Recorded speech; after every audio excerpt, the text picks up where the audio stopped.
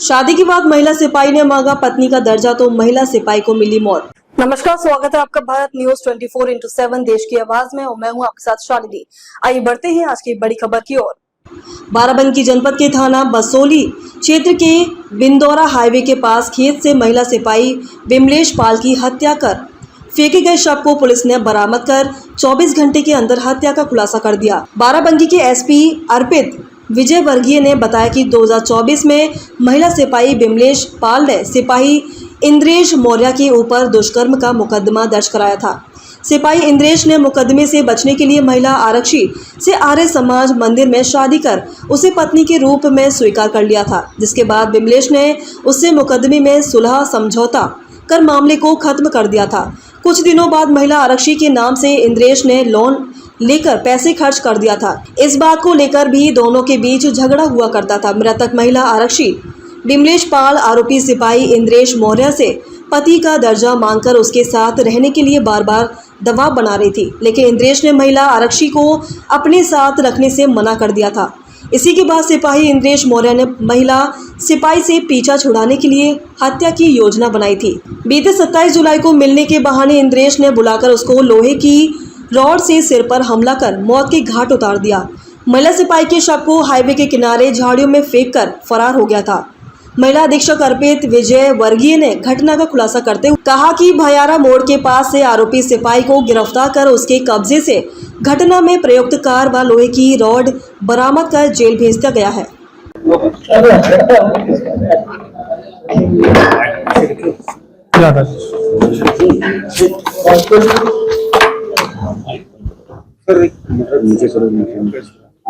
ये आप सभी लोगों को अवगत कराना है। कल दिनांक 30/7/2025 को थाना मसौली क्षेत्र के हाईवे पे ही खेत में एक लेडी कांस्टेबल जिसका नाम विमलेश पाल था, जो हमारे थाना सुबेहा में पोस्टेड थी, उसकी डेड बॉडी मिली थी, जिसको हम लोगों ने पोस्टमार्टम हेतु और बाकी चीजों के लिए हॉस्पिटल भेजा था। इस क्रम में आप सभी लोगों को अवगत कराना है कि आज इस घटना का हमारी टीम ने सफल अनावरण किया है, जिसमें एक कांस्टेबल जिसका नाम है इंद्रेश, उसको हम लोगों ने अरेस्ट किया है आज। और इसमें जो पूरी पूछताछ हुई है, पूरी जो जानकारी हुई है, उसमें ये घटनाक्रम सामने आया है, जिसमें ये जो दोनों लोग हैं, जो लेडी कांस्टेबल और ये जो जिसने घटना कारित की है इंद्रेश, इन दोनों ने पिछले साल कोर्ट में शादी करी थी। इसमें विमलेश ने पिछले साल इस पे बलात्कार का मुकदमा लिखवाया था। उसके बाद इन दोनों ने कोर्ट मैरिज कर ली थी और वो बलात्कार के मुकदमे में क्लोजर रिपोर्ट लगी थी, लेकिन शादी करने के बावजूद भी ये इसको पत्नी की तरह साथ नहीं रख रहा था। और जो ये लेडी कांस्टेबल थी, इसका ग्रीवांस यही था कि मुझे पत्नी की तरह ही साथ में रखो और प्रॉपर सारा फंक्शन वगैरह हम लोगों का होना चाहिए। इसी को लेके ये परेशान रहता था, क्योंकि ये इसको पत्नी के तौर पे नहीं रखना चाहता था। और इसी क्रम में इसने ये प्लानिंग करी कि इसको कैसे मार दिया जाए, क्योंकि ये यहाँ पहले भी पोस्टेड रहा है। ये जो व्यक्ति है इंद्रेश, यहाँ पहले बाराबंकी में ही पोस्टेड था, तो इसको सारे रूट वगैरह पता थे और इसको टाइमिंग भी पता थी कि कब जो रोड है वो सुनसान रहती है, कब पुलिस की ड्यूटीज कहीं और रहती है, कब ज्यादा व्यस्तता रहती है। उसी को ध्यान में रखते हुए इसने प्लानिंग करी, जिसमें दिनांक 27/7 को संडे था। उस दिन रामनगर जो लोधेश्वर महादेव मंदिर है, वहां पे भीड़ रहती है और वहां पे इस महिला कांस्टेबल की ड्यूटी भी लगी थी।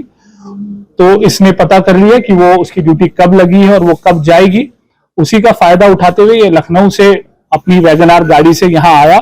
इसने मेन रूट का इस्तेमाल नहीं किया ताकि इसकी गाड़ी का कहीं पे भी डिटेक्शन ना होने पाए। वो जो ऑफ रूट है वहां से होते हुए ये मेन हाईवे पे पहुंचा।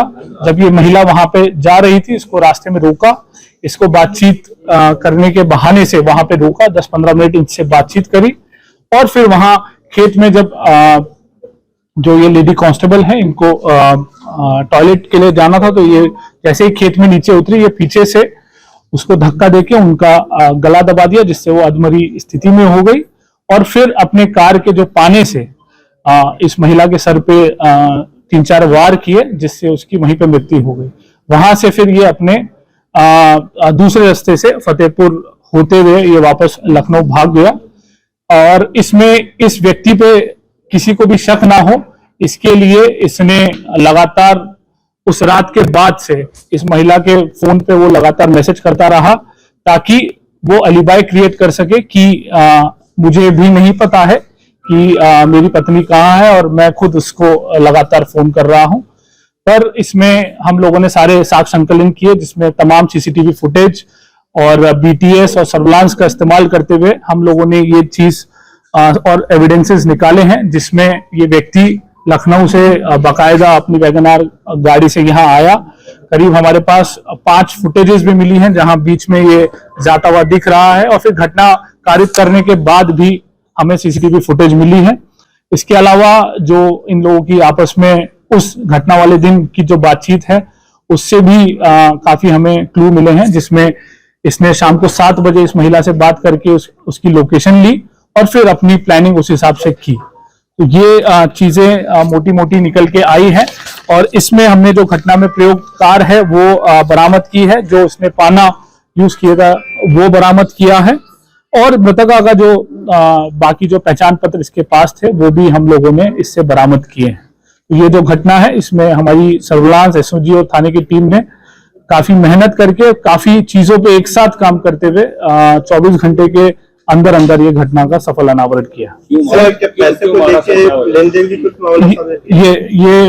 ये चीज भी पता नहीं है। जैसे एक कारण तो मैंने आपको बताया है कि ये जो लेडी थी वो चाहती थी कि इसको ये पत्नी की तरह रखे, क्योंकि इसने बाकायदा कोर्ट मैरिज की थी। दूसरा, इस व्यक्ति जो पुरुष कांस्टेबल है, इसने इस महिला के नाम से 2 लोन भी लिए थे। महिला ने इस व्यक्ति के लिए 2 लोन भी लिए थे लगभग 5 लाख रुपए के, और पैसे का लेन देन इनका बना रहता था, जिसमें ये पुरुष इससे पैसे लेता रहता था। तो ये चीजें भी इनके बैंक अकाउंट के ट्रांजैक्शन से सामने आई है। दावा ये भी किया जा रहा है कि महिला की जो बॉडी मिली थी वो अर्धनग्न में थी, और रेप को लेकर भी तमाम प्रयास लगाए जा रहे थे। ये इसमें मैं क्लैरिफिकेशन कल भी हम लोगों ने दिया था, आज भी हम बता दें कि जो पीएम रिपोर्ट है वो आप लोगों से भी साझा कर ली जाएगी, और जो कंप्लेनेंट है उनको भी हमने बताया है। पीएम में जो रेप के बारे में पुष्टि नहीं हुई है। दूसरा, जो मौत का कारण है वो हेड इंजरी है, जो कि पाने से जो उपयोग हुआ है उससे हुई है। दूसरा, अर्धनग्न स्थिति में नहीं मिली थी, जैसा कि हमने बताया। घटनाक्रम ये टॉयलेट करने गई तो जैसे कोई ये स्वाभाविक चीज है, उसने अपने पैंट का हुक खोला, उसी दौरान इसने पीछे से धक्का दिया और फिर गला दबा दिया, तो वो जो पैंट का हुक था वो बिल्कुल खुला हुआ पाया गया था। जी, अर्धनग्न अवस्था वाली जो चीज है वो बिल्कुल गलत है। इससे पहले एक दिन पहले स्कूटी मिलती है। खबरों में अब तक के लिए बस इतना ही। फिर होगी आपसे मुलाकात, तब तक के लिए नमस्कार और देखते रहिए भारत न्यूज 24/7 देश की आवाज। ऐसे ही लेटेस्ट अपडेट पाने के लिए हमारे चैनल को सब्सक्राइब करें और तुरंत नोटिफिकेशन पाने के लिए बेल आइकन दबाना ना भूलें। यदि आप हमें फेसबुक या इंस्टा के माध्यम से देख रहे हैं तो हमारे पेज को फॉलो जरूर करें। धन्यवाद।